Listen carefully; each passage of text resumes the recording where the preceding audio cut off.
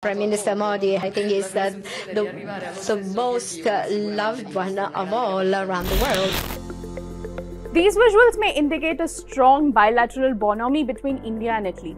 But this turnaround was a welcome change in a decade full of bittersweet interactions. Here is how the relationship between New Delhi and Rome shaped up since 2012. The political ties between two countries have been cordial since India's independence in 1947, with routine visits from countries' top leadership. The two nations gradually established a trade partnership, where Italy now stood among India's top 5 trade partners in the European Union. However, it was not until 2012 that this cordial relationship hit a major roadblock. Two fishermen from Kerala, falsely presumed to be pirates, were gunned down by Italian Marines on 15th of February 2012. The fishermen, returning from their expedition near Lakshadweep Islands, were fired upon without provocation.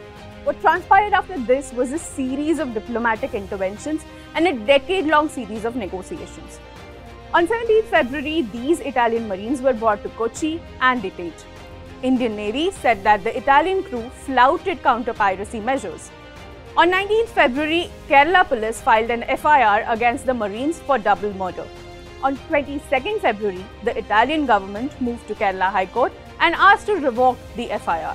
There is a dialogue with the other ministers, and both at the federal and state level, with the state of Kerala. It's a very unfortunate situation. But there was no movement on this front from India, and the Marines continued to remain under custody.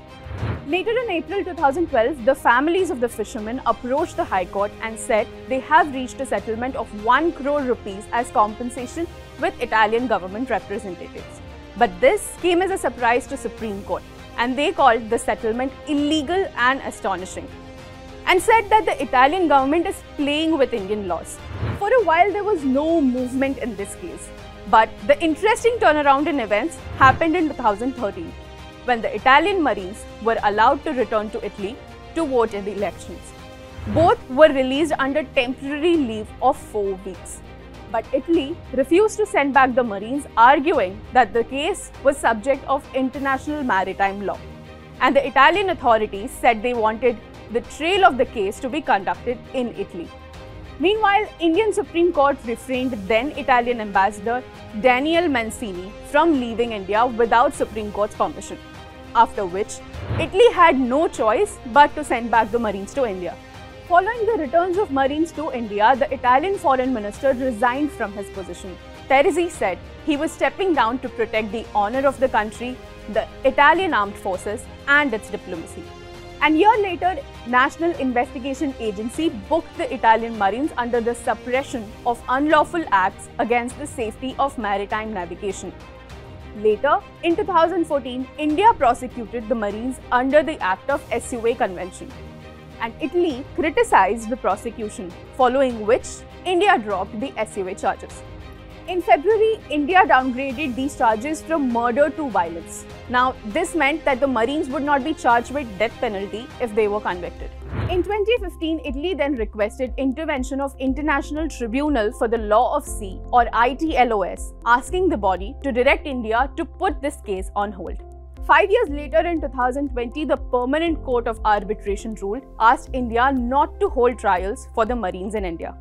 After which, in 2021, Supreme Court closed the case against the two Marines after a compensation of 10 crore rupees to be paid to the boat owners and family of the fishermen.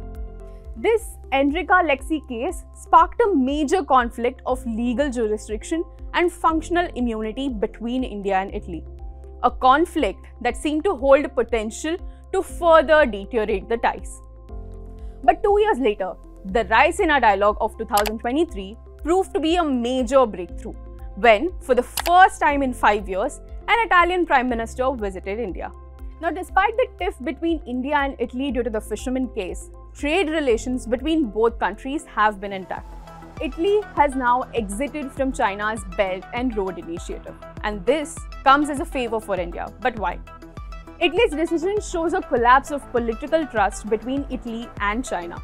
But if you were to closely look at the numbers, you would see that after joining BRI, Italy's economic growth has increased from 14.5 billion euros to 18.5 billion euros, But the trade numbers are better for China.